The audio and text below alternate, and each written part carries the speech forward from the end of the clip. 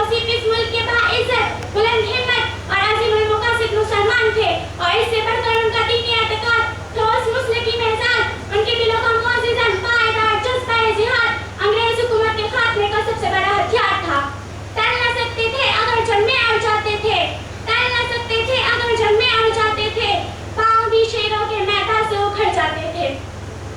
یہی وجہ ہے کہ 1857 کی جنگ آزادی میں انگریزوں کا سب سے بڑا ہدف یہ تھا کہ ہندوستان سے قرآن و علما کو ختم کر دیا جائے، علما کو تیار کرنے والے مدارس اسلامیہ کو بند کر دیا جائے، ان مدارس کی کڑی کو ختم کر دیا جائے اور سرکار ہستی سے اسلامی مراکز کے نام و نشان مٹا دیے جائیں۔